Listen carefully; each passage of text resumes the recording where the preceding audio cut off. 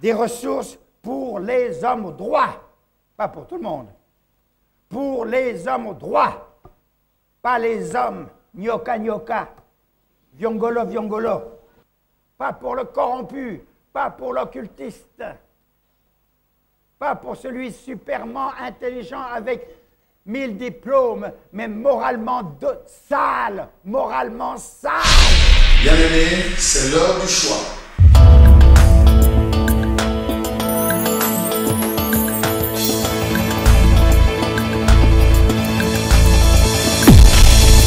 Au pied du Seigneur, je t'invite pour écouter la parole éternelle, car c'est l'heure du choix.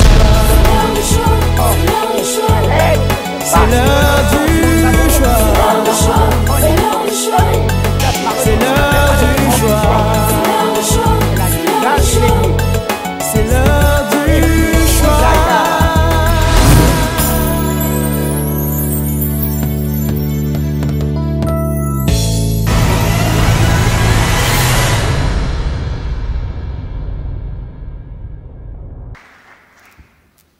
Alléluia, que c'est bon d'être au milieu de vous, mais que c'est surtout bon d'être auprès du Père. Que le Père se réjouit ce matin de voir ses enfants autour de lui. Quelle plus grande joie, n'est-ce pas, pour des parents que de voir leurs enfants autour d'eux et de les voir grandir. C'est vrai, comme Pasteur Amani a dit, nous avons été appelés à servir Dieu pour et avec les enfants. Et on s'est rendu compte progressivement que les enfants grandissent et qu'avant de grandir, ils font partie d'une famille, n'est-ce pas? Et qu'il faut aussi s'occuper des papas et des mamans. La majorité d'entre nous, nous avons fait quelques études ou quelques apprentissages pour notre travail. On ne peut pas s'improviser, n'est-ce pas, ingénieur, on ne peut pas s'improviser agriculteur. Mais pour être parent, on n'a souvent aucune formation. On a des modèles, bons, moins bons, médiocres, des modèles africains, des modèles asiatiques, des modèles européens, des modèles occidentaux ou autres. Mais il est bon d'aller chercher le conseil de Dieu. Et un jour, j'étais dans un pays africain et nous parlions de l'éducation chrétienne aussi dans l'école chrétienne. Et les frères et sœurs qui m'écoutaient m'ont dit « Ouh, tu es en train de nous donner la civilisation occidentale. » J'ai dit « Non. Il va falloir quitter, n'est-ce pas, comme Abraham l'a fait. Il va falloir quitter nos repères, nos certitudes, nos modèles locaux pour embrasser, pour intégrer, pour digérer et mettre en pratique la culture biblique. » C'est la parole de Dieu qui nous façonne. C'est la parole de Dieu qui nous donne des nouvelles directions. C'est la parole de Dieu qui nous reprend tel endroit et qui nous donne cette direction positive qui plaît à l'Éternel et aux hommes. Mais aux hommes qui veulent suivre l'Éternel. Pas aux hommes impies, pas à ce monde qui se perd. Je vous regarde les uns les autres et vous êtes très sérieux. Ah, ça va un tout petit peu mieux, il y a quelques petits sourires. Ça me rappelle la première fois que nous avons été en Roumanie, qui avait subi une dictature pendant quelques décennies, et les chrétiens avaient l'habitude de se réunir dans les maisons, un peu secrètement, pour ne pas être sous la police secrète des brebis qu'on mène à la boucherie. Et ils me regardaient, j'étais un des premiers occidentaux à pénétrer sur le territoire roumain. C'était sérieux. Ils étaient serrés comme des sardines dans cette petite maison. Et quand je les ai vus avec cet air si sérieux, j'avoue que j'étais pas très à l'aise. Et je leur ai dit, frères et sœurs, j'ai peur. Vous me faites peur. Et puis en plus, ici, vous êtes tous noirs. C'est pas mes repères à moi, n'est-ce pas? Et puis après, je leur ai dit, vous savez, oui, c'est ma première réaction humaine, parce qu'il y a des différences. Mais je peux pas avoir peur longtemps, parce que je vous aime. Frères et sœurs, je vous aime. Je vous aime de l'amour du Seigneur parce qu'il nous a aimés le premier. Alors, qu'est-ce que ça peut faire, n'est-ce pas, d'être différent? Un jour, j'étais dans un quartier très difficile en France, avec des bandits et des apprentis bandits, drogués et autres. Et j'avais amené avec moi un frère qui avait un ministère prophétique qui s'appelle Ismaël Sadok, un Marocain qui avait une fatwa sur lui parce qu'il faisait partie de la famille du roi du Maroc. Et il s'était converti et il servait l'Éternel, mais il ne pouvait plus retourner dans son pays. Et c'était un gars inverse de moi. Moi, je suis grand et beau. Amen. Écoutez, ma femme me le dit régulièrement, ça va. Voilà. Et lui, il était petit et gros. Et on va dans le quartier, et les garçons et les filles qui me connaissaient bien me disent « Qui c'est celui-là? Qui c'est? Qui c'est? Dis-nous !» Oui. Je dis « Mais c'est mon frère. » Allez, c'est pas possible, c'est pas ton frère. Regarde comme il est noir, c'était un Marocain très basané, il est noir, et toi tu es blanc, toi tu es grand, lui. Je dis, mais si, regardez les gars, on a le même père, on n'a pas forcément la même mère. Mais notre sang est le même, nous sommes de la génétique de Dieu. Nous avons été transfusés. Dans vos veines, dans votre cœur, il y a le sang de Jésus-Christ. Parce que nous sommes morts avec lui à la croix. Alors nous sommes ressuscités également avec lui. On va pouvoir demander à la technique de lancer la première slide. Voilà, ça va arriver. Très souvent, nous sommes étonnés par les prédications différentes selon les habitudes d'homélétique. Oui, ce n'est pas un autoportrait. C'est pas comme ça que je me présente à vous ce matin. Cet homme existait au siècle dernier en France et en Suisse. Il était d'origine suisse. Sa profession était d'être clown. C'était le plus grand clown, je pense, que l'Occident ait connu. Et cet homme, un jour, va dans un cabinet médical parce qu'il souffrait de mille maux différents. Et le médecin qui le traitait lui dit « Écoutez, monsieur, je vous ai ausculté de toutes sortes de manières. Non, vous ne souffrez réellement de rien. Écoutez, je vais vous donner un bon conseil. Allez au cirque. Allez au cirque, il y a un clown merveilleux qui s'appelle Grog, et vous allez rire, et vous allez voir, vous allez avoir une autre puissance de vie. Là, vous êtes complètement abattu, vous êtes déprimé, vous vous laissez submerger par vos problèmes. Je vous en prie, allez au cirque, allez voir Grog. » Et cet homme qui venait consulter a répondu, « C'est moi, Grog. Je fais rire les autres, mais moi, il n'y a rien qui marche dans ma vie. » Frères, sœurs, la joie de Dieu, elle surpasse toute intelligence. Cet homme était capable de faire rire des foules entières. Il se maquillait, c'était extraordinaire. Le rire, certains ont dit que le rire était le propre de l'homme. Quoi qu'on peut dire, en écoutant la hyène, elle peut rire aussi. Mais il ne faut pas mélanger le rire et le ricanement. Il ne faut pas mélanger la fausse joie, les fausses joies, et la véritable puissance de la joie divine. Merci. Je me rappelle également d'un prisonnier en Colombie. Ce prisonnier a été emprisonné pour des raisons politiques pendant plusieurs années, et à sa sortie de prison, on lui a posé la question, « Dites, monsieur, qu'est-ce qui vous en manquait le plus en prison ?» Et il a répondu, tout le monde s'attendait, je ne sais pas moi, le droit à la presse, ou bien la liberté, ou rencontrer les amis, ou je ne sais pas. Et il a répondu, ce qui m'a manqué le plus, c'est le rire des enfants. C'est le rire, c'est la joie des enfants. Frères, sœurs, nous sommes les enfants de Dieu. Qu'est-ce que le Père veut? Il veut que nous soyons dans sa joie. Il veut que nous soyons sa joie. Il veut nous communiquer sa joie. Et alors, quand nous parcourons les églises, quand nous parcourons le monde avec ceux qui n'ont pas encore accepté la grâce, nous voyons qu'il y a vraiment un manque de joie.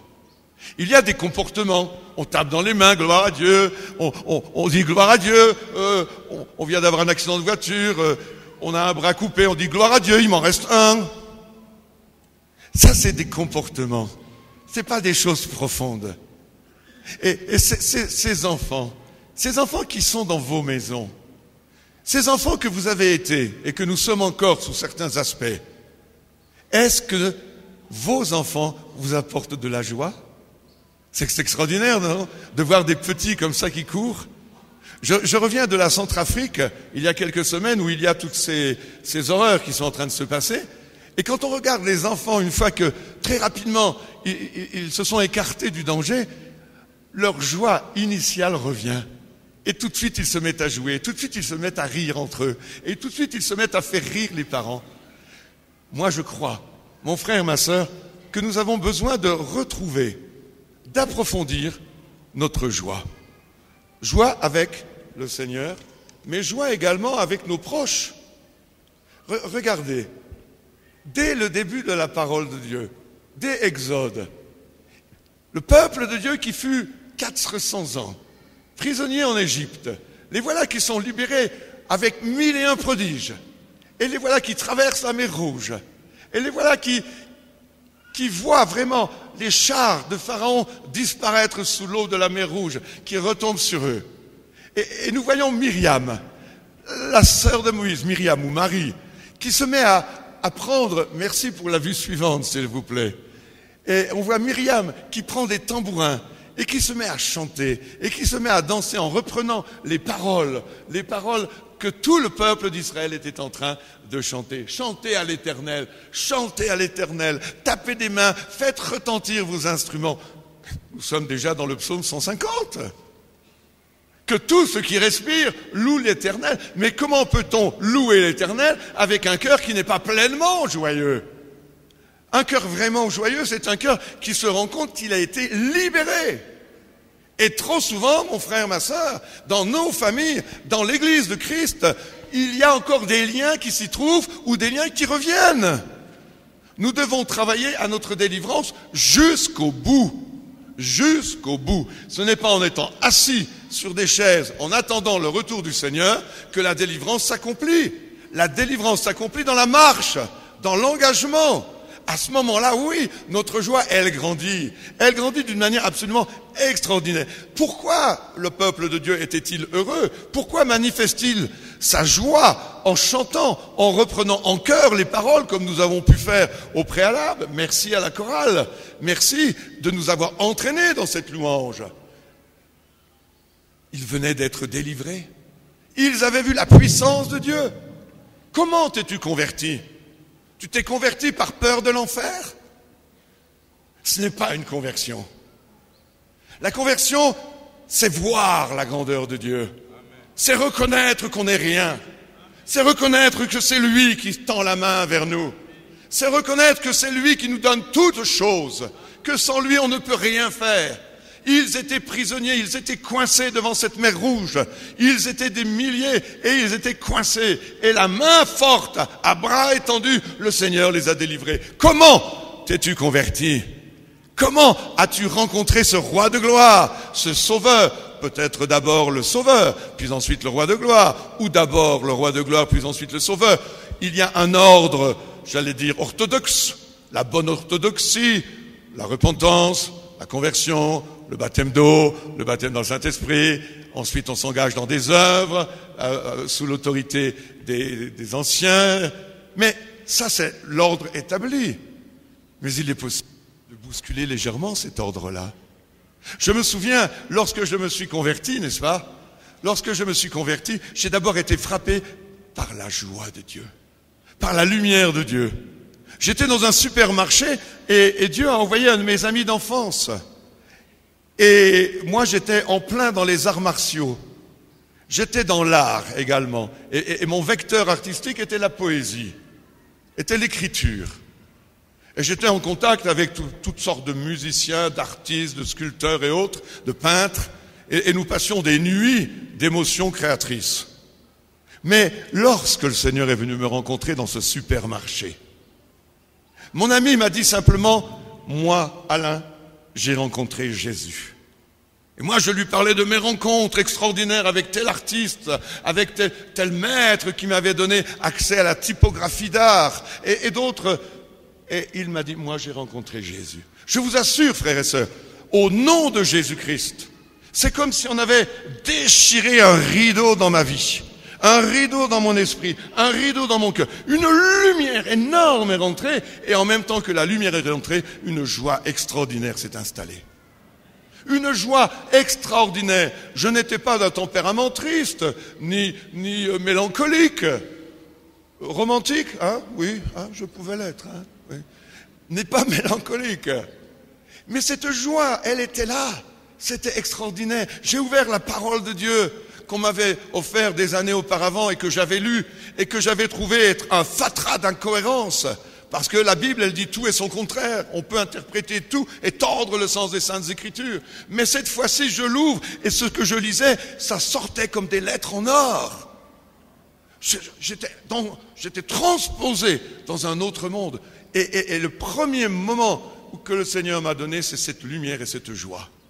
Extraordinaire. Et cette joie, elle ne m'a pas quitté pendant des mois. Je me réveillais le matin joyeux. Je ne sais pas comment vous vous êtes réveillés avant-hier en allant au travail. Bon, il faut y aller. Hein. On va y aller. On va même pas tarder à y aller. Et pour certains, ce sont des charges. C'est difficile. Mais chaque matin, n'est-ce pas, je réveillerai l'aurore. Cette joie, il est avec moi, il m'a délivré. Alors oui, j'ai envie de sauter, j'ai envie de chanter, j'ai envie de dire à tout le monde, Jésus est avec moi. Mais pour dire Jésus est avec moi, il faut que j'ai un visage différent. Oh, vous savez, quelle joie d'être chrétien. Ah, vivement que le Seigneur revienne. Maranatha, Maranatha. Ce que nous sommes, ce que nous témoignons vaut mieux que ce que nous racontons. Pourquoi tu es joyeux comme ça? Pourquoi tu exploses de joie? Pourquoi tu n'es pas dans les conventions? Parce que je suis joyeux. Vous avez déjà vu un enfant joyeux? Mais il se fiche complètement du protocole. Il saute dans tous les sens, il court, il vous embrasse, il ne cherche pas si vous êtes le président de la République ou pas. On dit, attention, ne l'embrasse que 3 fois, c'est le président. Non, il laisse exploser sa joie. Et nous, on ne le ferait pas, sous prétexte d'être des gens civilisés. Devant le Seigneur, éclatons d'allégresse, éclatons de joie. Oh, cette joie, elle est extraordinaire. Moi, je suis libéré. Je suis libéré de la philosophie. Je suis libéré de l'art. Je ne dis pas que l'art n'est pas bien. Je ne dis pas que certains aspects de la philosophie n'est pas bien. Mais lorsque je pratiquais les arts martiaux, je travaillais, j'ai touché des démons. Il faut le savoir. Les arts martiaux, c'est pas seulement un sport. L'art, c'est pas seulement de la beauté. C'est aussi un accès à certains domaines spirituels. Alors, quand j'ai été délivré, quand j'ai rencontré Jésus, plus exactement quand Jésus est venu me rencontrer, waouh, free! Oh, enfin les chaînes sont tombées, parce que j'arrivais pas à avoir une vraie joie. J'avais des petites joies. Mais qu'est-ce qu'on veut garder comme chaîne? Je me souviens, vous le connaissez sans doute, Ron Kenoly. Il avait une maman courageuse. Et sa maman l'emmenait à l'église régulièrement. Par contre, le papa, il n'était pas souvent à la maison et quand il revenait, il était dans un triste état. Et il n'y avait pas d'argent à la maison, très peu d'argent. Et il disait, mais maman, pourquoi on va à l'église? Pourquoi on continue à être avec Jésus? Parce que c'est écrit, tu prospéreras à tous égards. Les tous égards, il n'y en a pas beaucoup. Et pourquoi maman? Et maman disait, I sing because I am free. Elle s'en fichait complètement de la prospérité. Attention à cet évangile de la prospérité qui commence à être balancé partout à travers le monde. Attention à cet évangile de l'onction qui se promène à travers le monde. La vraie joie, elle est d'être délivré. Elle est d'avoir une nouvelle vie, cette vraie joie d'être en communion avec le Seigneur. Il marche devant moi, la bannière est étendue, j'avance en vainqueur. Parce que I am free. Alors, que craindrais-je? Que peuvent me faire les hommes? Je me souviens d'avoir lu ce témoignage d'une dame chrétienne au Rwanda, lorsqu'il y a eu ces horribles choses qui se sont passées il y a quelques années, et sa famille avait été décimée dans l'épuration ethnique, et malheureusement, elle était obligée de suivre la ligne pour les ONG, pour avoir quelques subsides alimentaires, entre autres. Et quand elle est arrivée au bout de la file, il n'y avait plus rien à lui donner. Alors, elle s'est mise à danser. Elle aurait pu dire, oh, ben voilà, où est Dieu, il m'abandonne, n'est-ce pas? À quoi se sert d'être chrétien? Mais non. Elle s'est mise sur le côté et elle a commencé à danser.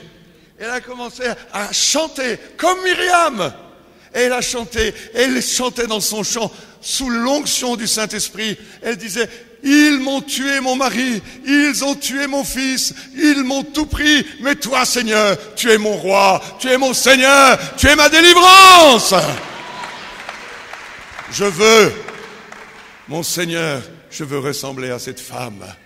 Je veux ressembler à cette maman qui chante parce qu'ils sont délivrés et qui veulent rester délivrés et qui entretiennent cette délivrance fondamentale que nous avons vécue à la croix de Jésus-Christ. Oui, chantez à l'Éternel, car il a fait éclater sa gloire. Il a précipité de la mer le cheval et son cavalier. Gloire à Dieu. Nous chantons, et nous chantons de différentes manières. C'est formidable de chanter. Je m'écris, loué soit l'Éternel. Les psaumes, fondamentalement, nous les lisons. Mais les psaumes n'étaient pas faits pour être lus, mais ils étaient faits pour être chantés. Et il y avait différentes circonstances où les psalmistes, pas seulement David, mais les autres aussi, il y en a eu quelques autres, eh bien, c'est pour cela qu'ils ont écrit les psaumes, pour que nous puissions nous exprimer soit par la parole, soit par le geste, parce qu'il y avait aussi de la danse. Elle dansait, n'est-ce pas? Dans beaucoup d'églises en Occident, on danse. C'est ça l'expression de la danse. Ou alors, on arrive dans la danse prophétique. Alors, je ne voudrais pas ouvrir des débats, n'est-ce pas? Jusqu'où la danse est-elle prophétique? Je ne sais pas trop. Et je ne sais pas trop non plus où la prophétie est-elle dansée. Moi, les exemples bibliques que je vois, ce sont des chants d'allégresse et des danses à la gloire de Dieu. Bon, après, je reste serré à ma parole. Je ne suis pas légaliste, mais je n'ai pas envie de me perdre. Je n'ai pas envie de me remettre d'autres chaînes. Je garde ma délivrance appuyée sur les textes de la Sainte Parole. Amen. Cette belle harpe, la harpe, j'ai chanté. Il va falloir deviner, hein, frère. Au deuxième culte, ça va, il aura saisi tout à fait le déroulum. Cette harpe de David, formidable. Je vous ai entendu taper dans les mains, moi aussi. Nous avons notre instrument à 10 cordes, bien sûr. Mais laissez-moi vous donner quelques textes des psaumes qui étaient chantés au départ. Psaume 4:8. Tu mets dans mon cœur plus de joie qu'ils n'en ont quand abondent leurs froment et leurs mou. Au psaume 9:3. Je louerai l'Éternel de tout mon cœur. Je ferai de toi le sujet de ma joie et de mon allégresse. Et mon corps repose en sécurité. Le psaume 21:7, pour n'en citer que quelques-uns, c'est le roi qui dit, tu places sur lui l'éclat de ta magnificence. Il se rend compte que c'est le roi qui me fait briller de sa magnificence. Tu me combles de joie devant ta face. Le psaume 30 au verset 12. Éternel, secours-moi. Oui, nous ne sommes pas toujours des béats pentecôtistes, en disant tout va bien, alors que nous sommes des fois en train de passer comme un grain qu'on est en train de moudre. Mais secours-moi, Seigneur.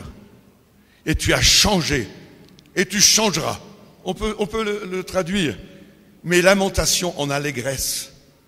Tu as délié mon sac, le fameux sac de deuil, le sac d'humilité, et tu m'as ceint de joie, afin que mon cœur te chante. Le psaume 32, 11, celui qui se confie en l'Éternel est environné de sa grâce. Juste, vous, moi, juste, réjouissez-vous en l'Éternel, soyez dans l'allégresse, poussez des cris de joie, vous tous qui êtes droits de cœur. Je terminerai avec ce psaume, mais il y en a tellement d'autres.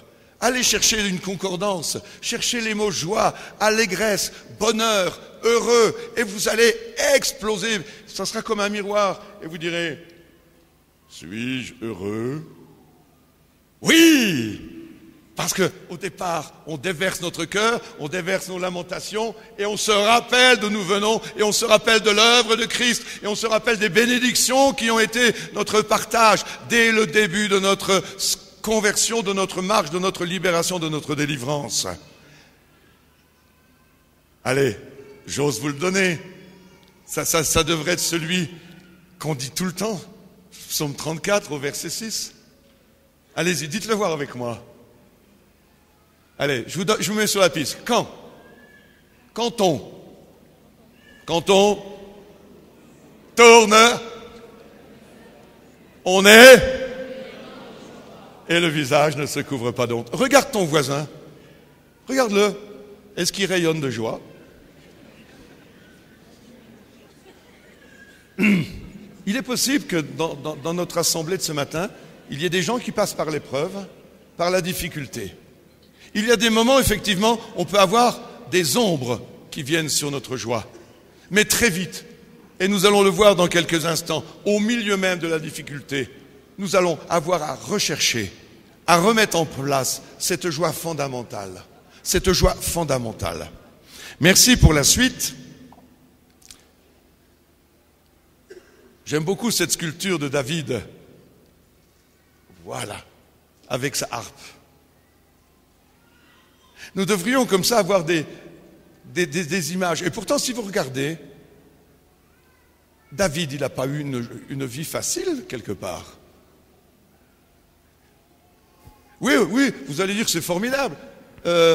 Il a été choisi comme roi. Vous allez voir tous les points positifs de David. À partir de demain, dans le séminaire pour les familles, nous verrons la vie des familles, de quelques familles bibliques. Et nous verrons que tout n'a pas été formidable chez David. Et entre autres, pour ne citer qu'un cas, c'est Absalom, n'est-ce pas? Son propre fils qui essaye de lui prendre le trône. Une guerre à l'intérieur de la famille. C'est la pire des guerres. Je ne sais pas si vous vivez des dissensions familiales, mais c'est terrible de voir un fils ou une fille ou un époux ou une épouse qui se met en bagarre contre nous et qui veut nous écraser. Et ça peut arriver aussi, malheureusement, dans l'Église de Christ. La preuve, certains disent je suis de Paul, d'autres d'Apollos, je suis ceci, je suis cela, je suis de celui-ci. Et des fois, il y a des églises qui peuvent se déchirer. Mais David, au milieu de toutes ces difficultés, il a continué. Il a continué à chanter la gloire de Dieu. On peut malheureusement être comme Élie, le Tchibite, qu'on rencontre dans Un roi, n'est-ce pas? Et ce brave et ce pauvre Élie, il fait des choses extraordinaires. C'est un serviteur de Dieu merveilleux, mais il commence à avoir peur de Jézabel. De qui avons-nous peur? Qui va nous ravir notre joie? Qui va nous ravir notre bonheur, notre exaltation de vie chrétienne? Ni la mort, ni la vie, ni les puissances d'en haut, ni celles d'en bas ne peuvent me séparer de l'amour de Christ. Ça, c'est vrai. Mais cette joie, cet amour, il se manifeste par la joie. Montre-moi que tu es chrétien à travers toutes tes épreuves. Et notre brave Élie, la même nature que nous, c'est vrai, eh bien, il a fait de la dépression. Il a eu peur, le pauvre Élie. Je dis bien le pauvre, parce que ça peut m'arriver aussi à moi, à chacun d'entre nous. Et il s'est enfui. Mais Dieu lui a dit, va en Horeb. Et il a été en Horeb. Il a eu cette pensée et il y a été. Je suis convaincu que c'est le Saint-Esprit qui l'a ramené dans la présence même du Seigneur. Et quand il s'est retrouvé dans la présence du Seigneur, n'est-ce pas? Je ne vais pas prêcher sur ce passage, mais les différentes étapes, il n'avait pas la force d'aller jusqu'au bout. L'ange est venu, il lui a donné le gâteau, il lui a donné la cruche. Et avec ça, il a marché 40 jours. Et il est arrivé enfin à Horeb. Mon frère, ma sœur, si tu passes par un temps de difficulté, par un temps où ta joie elle est en train de diminuer, où ton bonheur d'être Christ, tu commences à sentir pesant de venir au culte, de venir à des réunions de prière, tu ne sens plus ce cœur qui palpite, cette joie, tu n'as plus envie de sauter d'allégresse, alors il faut que tu fasses comme Élie le Tishbite, il faut que tu retrouves la présence de Dieu. Et cette présence de Dieu, elle va pouvoir se manifester pour la suite. Parce que lorsqu'il était sur la montagne, rappelez-vous, le tremblement de terre, Dieu n'était pas dans le tremblement de terre. On cherche des révélations de la part de la présence de Dieu. Ça marche pas. Dieu, il se montre comme il veut. Et nous, on veut entendre une voix off. Bonjour mon fils, je suis ton Dieu.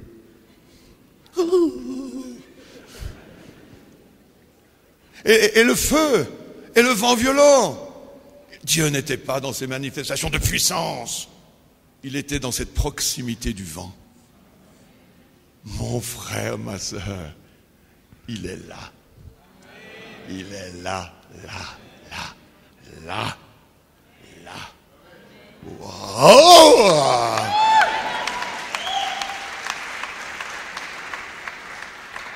Que peuvent me faire des hommes?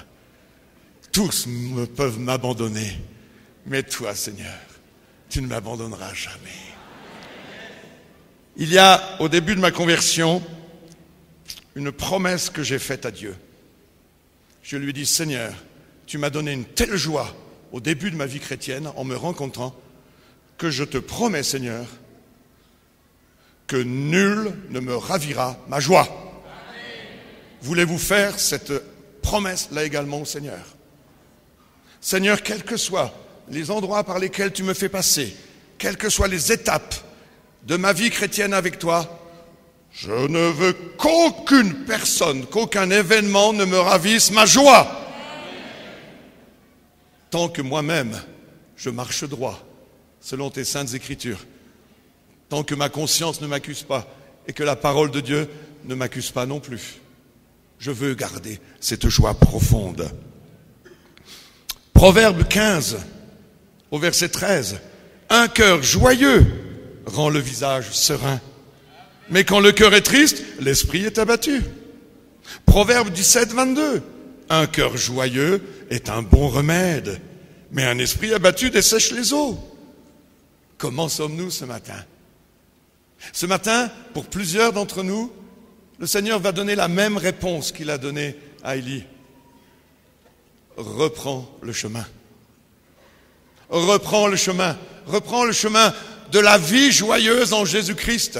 Reprends le chemin du témoignage. Reprends le chemin de la louange. Reprends le chemin de l'onction du Saint-Esprit sur toi. Bientôt, nous allons fêter la Pentecôte et nous serons amenés à revoir l'action du Saint-Esprit en chacun de nous au sein de son Église.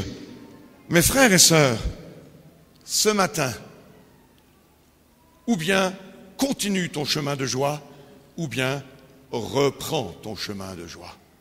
Et si quelqu'un a péché, il est temps de dire stop également au péché. Pour reprendre le chemin de joie, on faudra passer par une repentance. Peut-être que tout à l'heure nous aurons un temps de prière, et peut-être que plusieurs d'entre vous, vous vous repentirez de telle chose, de telle autre chose, et vous sentirez la joie qui revient, parce que vous reprendrez le chemin, parce que vous continuerez à marcher avec le Seigneur. Jésus est resté 3 ans et demi avec ses disciples. Quel maître, n'est-ce pas? Vous êtes avec le pasteur Amani, avec l'équipe. Formidable. Dites-moi, allez, vous choisissez Amani ou Jésus? Oh frère, vous avez réussi. C'est bien, vous n'avez pas attaché les chrétiens à votre personne, mais à la personne du maître. Moi, j'aurais voulu entendre Jésus. Moi, j'aurais suivi comme un toutou tout le temps. J'aurais dormi à côté de Jésus. J'aurais couru pour entendre ce qu'il disait. J'aurais été dans la barque. Et je me disais, pourquoi est-ce qu'il dort alors qu'il y a la tempête? J'aurais rien compris, comme les autres disciples. Mais pendant 3 ans et demi, ils l'ont entendu parler. Ils l'ont touché. Rappelez-vous, 1 Jean, n'est-ce pas? Ce que nos yeux ont vu, ce que nos mains ont touché, ce que nous avons entendu, ce que nous avons contemplé. Oh, frères et sœurs, où en est notre réalité de contact avec Jésus? Des fois, nous lisons la parole de Dieu comme une bonne étude biblique. J'aime donner cet exemple, je le répète partout où je passe. C'était un très bon prédicateur qui sortait sans doute de l'Institut biblique et il avait appris une belle homilétique et il avait construit son message d'une manière remarquable sur le thème de l'amour. Et il prêche l'amour, Dieu est amour, 4.8, 1 Jean 4.8, et il décrit Corinthiens 13, l'amour, etc. Et puis les manifestations de l'amour. Et il y avait un prof de philo de l'université qui était venu là, qui n'était pas forcément chrétien, mais il était venu parce qu'il connaissait ou il avait été invité. Et à l'issue du culte et de la prédication, il vient voir le jeune prédicateur et lui dit « Bon, oui, si j'avais eu à noter votre devoir, monsieur, j'ai l'habitude de noter mes étudiants un 5 ou 6 sur 20. Pas plus. C'était construit, mais bon, ça transcendait pas grand-chose, quoi. Mais il y a quelque chose qui m'a gêné le plus, monsieur, dans votre discours, dans votre exposé. C'est que vous avez parlé de l'amour, mais à aucun moment je n'ai ressenti de l'amour. Vous avez parlé avec votre intelligence, vous n'avez pas parlé avec votre cœur. Vous n'avez pas parlé avec une intelligence renouvelée, comme vous le disiez dans vos textes. Mon frère, ma sœur, au contact de Jésus, n'est-ce pas? Oh, à quel apôtre voulez-vous ressembler? Vous voulez ressembler à Pierre, le vindicatif, le coléreux, les frères, les fils du tonnerre, les enfants, la Boanerges? Descend le feu du ciel! À quel disciple, moi, je veux ressembler de plus en plus à Jean, le disciple de l'amour, celui qui se met sur le cœur de Jésus. Je veux lui ressembler de plus en plus. Je ne sais pas si j'y arrive toujours, Francine. Parce que vous savez, ce qui est extraordinaire, on peut prêcher, mais ceux qui nous jugent, ceux qui nous voient le mieux, ce sont les gens de notre maison. Et un jour, on a dit à un pasteur, c'était un homme de passage, et il a dit à l'église, votre pasteur est un homme remarquable. Je pense que c'est la même chose pour le frère Amani. Et ce serviteur de Dieu de passage a dit à l'église, écoutez, je ne le dis pas souvent, je le dis même très rarement, 1 ou 2 fois, cet homme qui est votre pasteur, c'est un vrai disciple de Christ. Il a vraiment les caractères de Christ. Et avec beaucoup d'humour et beaucoup d'humilité et plein d'humour, ce frère a répondu, c'est gentil de me faire ce compliment, frère, mais je le croirai vraiment quand ma femme me le dira aussi.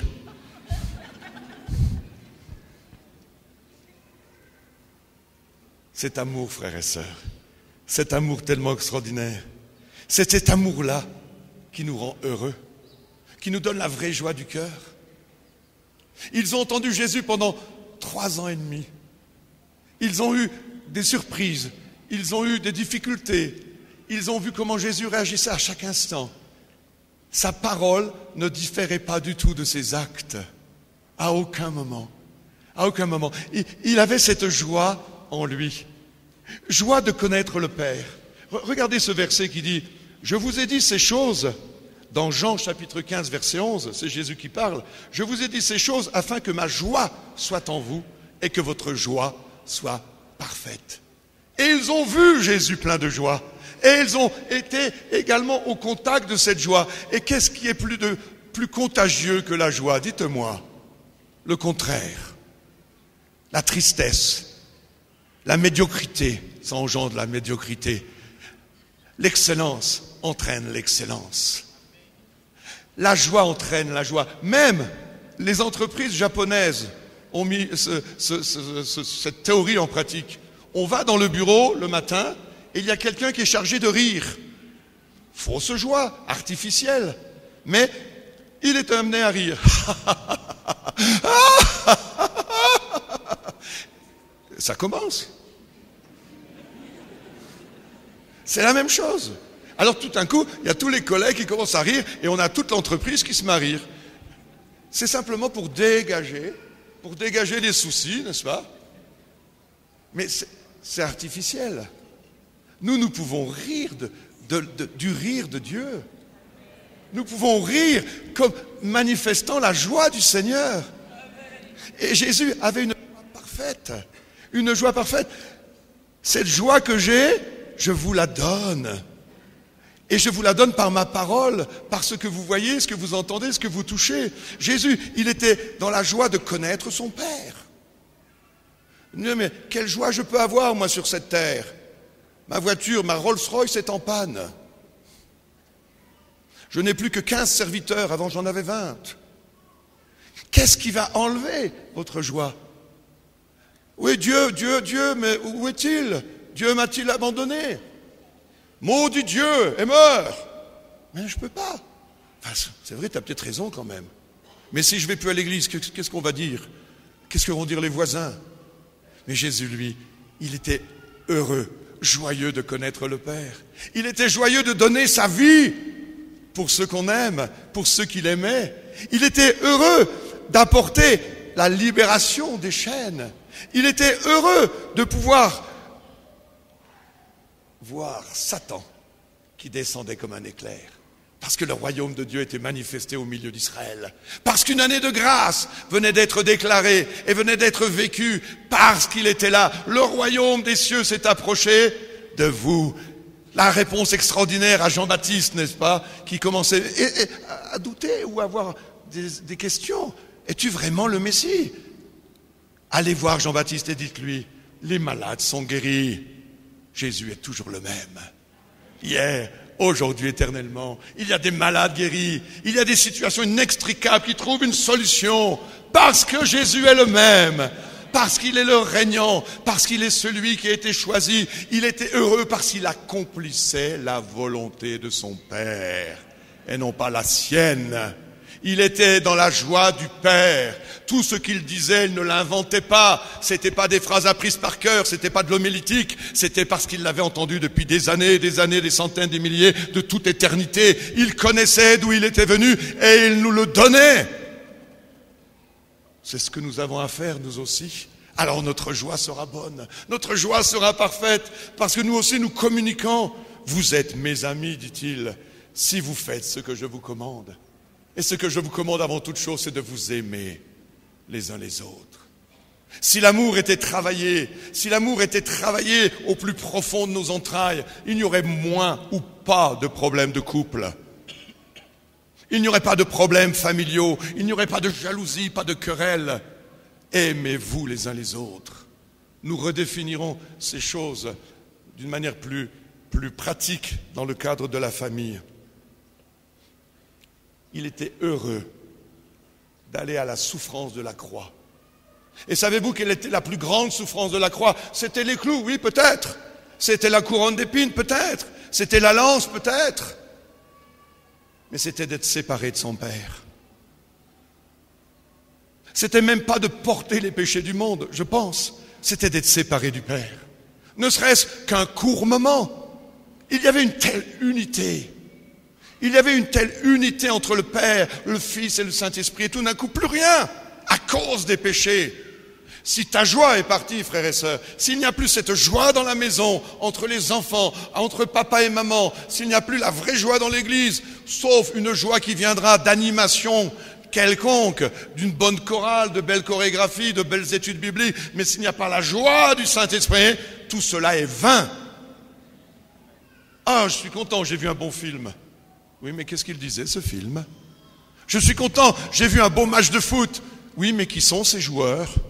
Oh, je suis très heureux, j'ai entendu une très belle musique. Oui, mais quel est l'auteur? Par qui était-il inspiré? On ne peut pas admirer l'œuvre sans regarder l'homme. Parce que l'homme, il est dans une inspiration. Et cette inspiration, moi je la veux pour Dieu et avec le Seigneur. Il y a des joies terrestres, il y a des petites joies qui passent et qui sont agréables, mais que rien ne remplace la joie de Dieu dans notre propre vie. Et à la croix, Jésus était heureux. Vous vous rendez compte, j'ose dire qu'à la croix, il était heureux parce qu'il accomplissait la volonté de son Père, parce qu'il sauvait tous ceux qui allaient venir et ceux d'avant par la croix, parce que le péché a été brisé, parce que les chaînes ont été coupées, parce qu'il a ridiculisé les puissances et les autorités en triomphant d'elles, en les montrant à la croix. Oh, sauve-toi toi-même. Tu parles. Si je me sauve moi-même, je perds ma joie. Si je prends mes propres intérêts, je perds ma joie. Je ne parlerai pas du salut pour le moment, mais ce sont des questions qu'on peut se poser. Le salut peut-il se perdre? Si tu persévères dans les fausses doctrines, oui. Si tu persévères dans la chair, oui. Si tu persévères comme étant un renégat à la parole de Dieu et à ton engagement du baptême, oui. Mais à la dernière seconde, Dieu pourra te relever. On n'est pas à la place du Seigneur et à la place de chacun. Mais j'ai entendu quelqu'un sur son lit de mort me dire « Arrête de nous parler du Seigneur. Arrête de nous parler de ton Dieu. » J'étais là, à côté d'un homme qui allait mourir, et je lui dis « Je vais te lire la Bible. Ce passage, ça va te faire du bien. » Et il me répondait « J'en ai pas besoin de ta Bible. » Oh là là. Oh là là. J'étais dans cette tristesse terrible. Oui, nous pouvons être dans la tristesse devant le refus du monde, mais nous pouvons et nous devons être dans cette joie profonde de savoir que nous sommes sauvés et que nous sommes la lumière du monde et que nous sommes le sel de la terre et que nous sommes la puissance de Dieu manifestée. Son Église avance.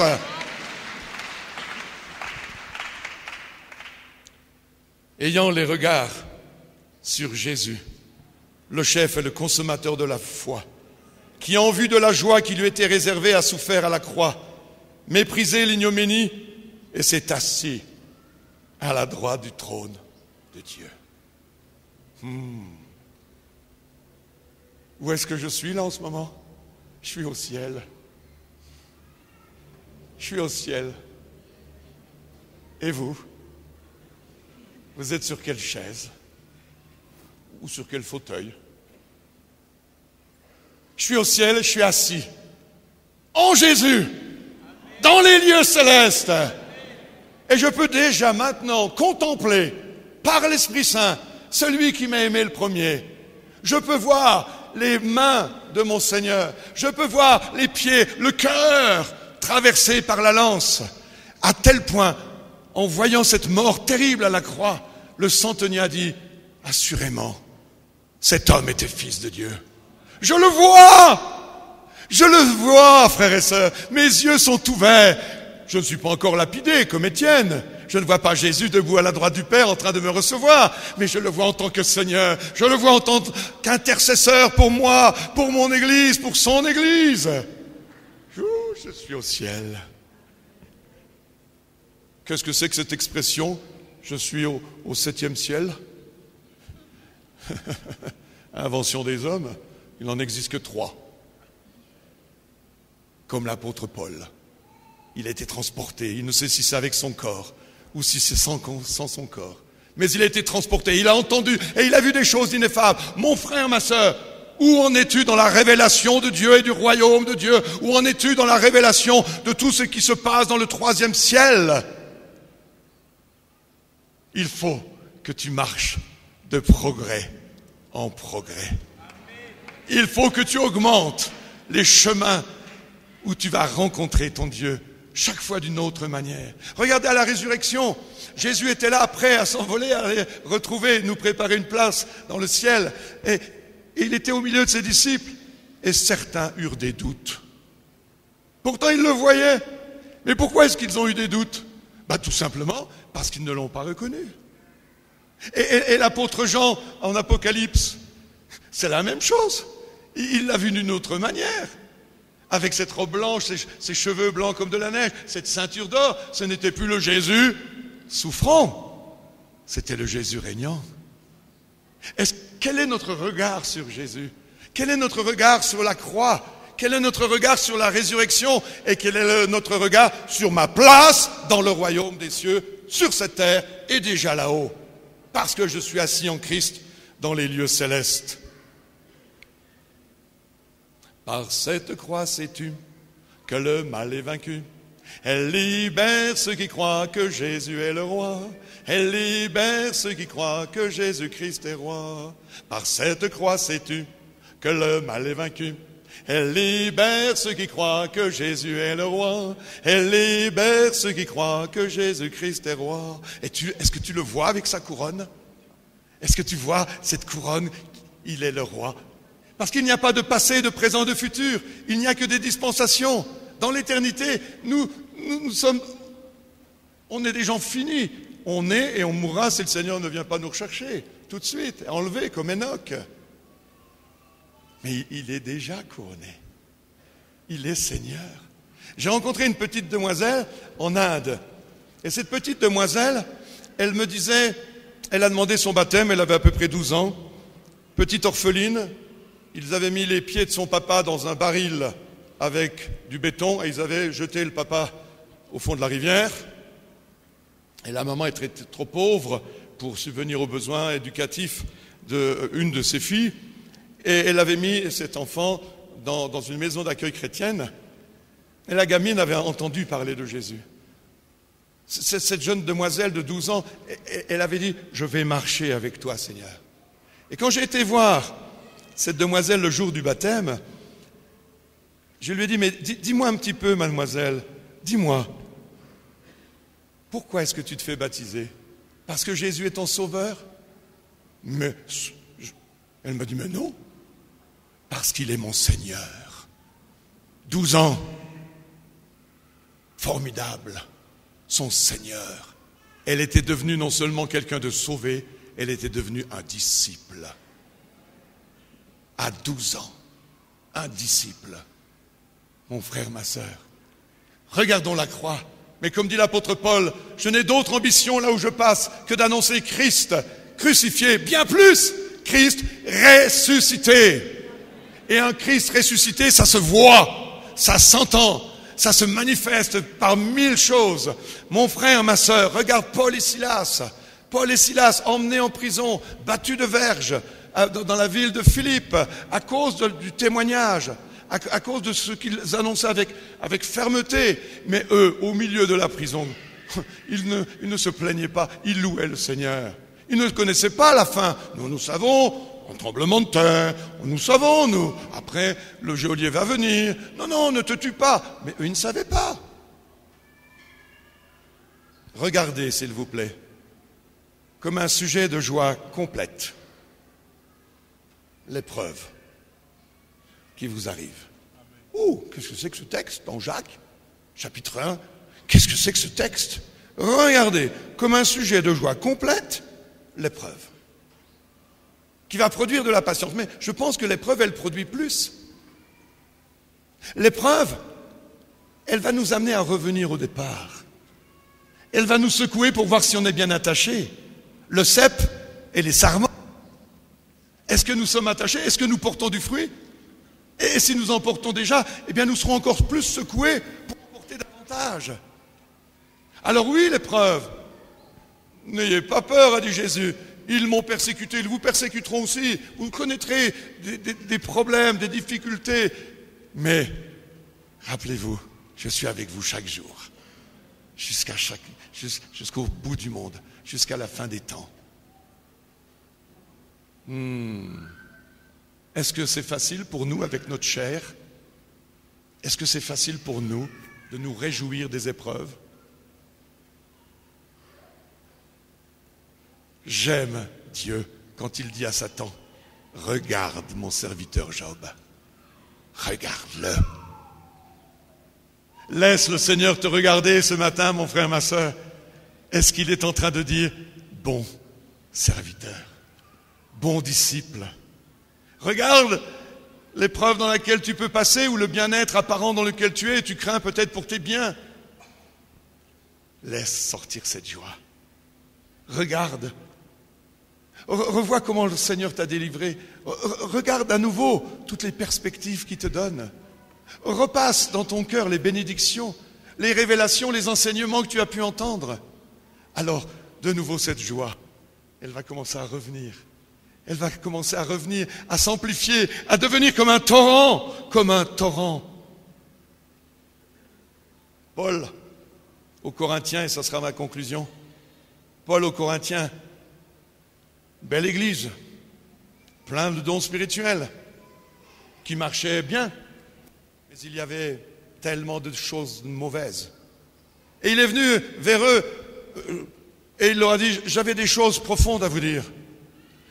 Une nourriture d'hommes faits, d'hommes mûrs, mais vous en êtes encore au lait spirituel.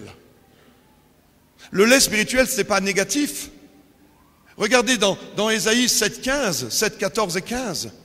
Cet enfant Emmanuel, il sera nourri de lait et de miel, afin d'enlever le mal et de choisir le bien.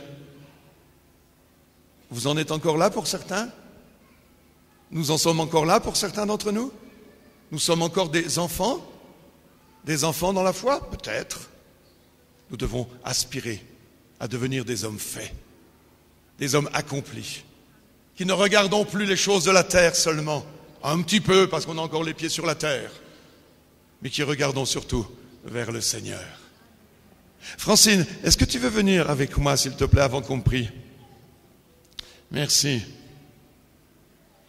Je voudrais prier pour vous avant de chanter. Seigneur, tu es merveilleux. Seigneur, tu es glorieux. Seigneur, merci pour ta parole. Merci, Seigneur, parce qu'il y en a plusieurs au milieu de nous qui ont été touchés, qui ont été repris par ta parole. Seigneur, merci de leur donner à nouveau cette onction, de les toucher, pour que eux aussi, à leur tour, puissent te toucher, te voir.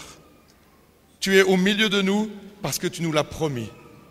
Merci, Seigneur, pour ce renouveau, cette huile fraîche que tu nous donnes ce matin.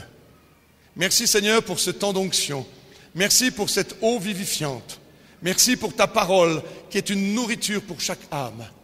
Seigneur, tu nous connais tous individuellement. Mais je te remercie, Seigneur, parce que tu nous élèves. Tu nous élèves. Tu nous élèves. Tu nous élèves. Tu nous élèves, Seigneur. C'est pour ça que tu es venu nous chercher, pour nous élever et nous amener dans le shalom, dans l'harmonie de la gloire. Merci pour cette église, Seigneur. Merci pour ta paix. Merci pour la joie. Merci pour ton amour. Merci, Seigneur, parce que tu es celui qui veut que nous soyons heureux. Heureux les pauvres en esprit. Heureux ceux qui procurent la paix. Heureux ceux qui ont faim et soif de justice. Seigneur, j'ai faim. Seigneur, je suis pauvre. Révèle-toi encore à moi. J'en veux plus. Ouvre mes yeux davantage. Merci, Seigneur, pour ta grâce. Amen. Amen. Alors, Francine, tu vas faire des gestes. Les frères et sœurs, je vous demande de vous mettre debout si vous voulez. Si vous voulez, hein. Voilà, tous ceux qui sont en dessous de 90 ans, vous pouvez vous mettre debout. Voilà. On va essayer avec les deux mains dans le même sens. Voilà, ça nous réveillera un petit peu. On est dans le même sens? Ouais. Alors, si la musique veut nous prendre après, je sais que ici, c'est la musique extraordinaire. Le Seigneur m'a donné sa joie, joie que le monde n'a pas. À vous. Le Seigneur m'a donné sa joie, joie que le monde n'a pas. Comme nous. Oh, alléluia, alléluia, alléluia. Oh, alléluia, alléluia. Oh, attends. Excusez-moi. Est-ce que vos pieds sont collés? Alors, on va reprendre. On reprend. Allez, on est là. Parce que quand vous rentrerez à la maison, vous apprendrez ça à vos enfants. Hein? Vous ferez un culte en famille joyeux. Allez, on y va. Le Seigneur m'a donné sa joie, joie que le monde n'a pas. Le Seigneur m'a donné sa joie, joie que le monde n'a pas. Attention! Oh, alléluia, alléluia, alléluia. Oh, alléluia, alléluia. Plus vite! Oh, alléluia, alléluia, alléluia. Oh, alléluia, alléluia. Non.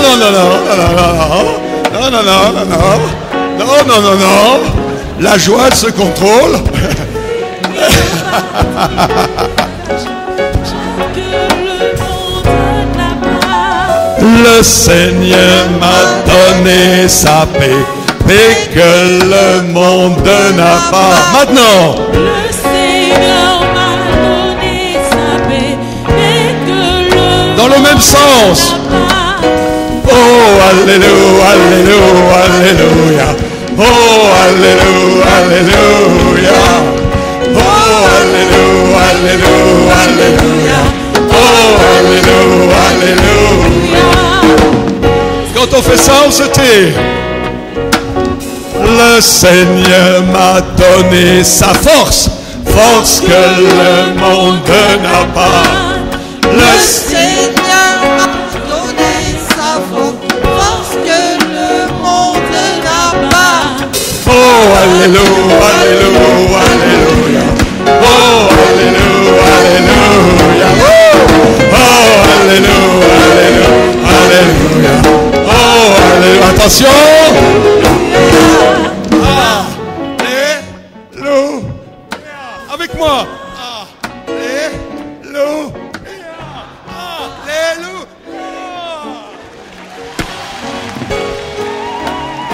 Bien-aimés, merci d'avoir suivi ce message. Aujourd'hui, si vous entendez sa voix, n'endurcissez pas votre cœur. Jésus vous aime. Nos prédications sont en continu sur notre site web qui est www.labornelouchi.net. Vous pouvez aussi nous écrire aux adresses électroniques suivantes: lepasteur@labornelouchi.net, guillamani@gmail.com. Pour toutes vos requêtes, écrivez-nous à l'adresse électronique suivante: requêtes@labornelouchi.net. Et si vous désirez nous contacter, appelez-nous au numéro suivant: 099 99 56 891. Through the power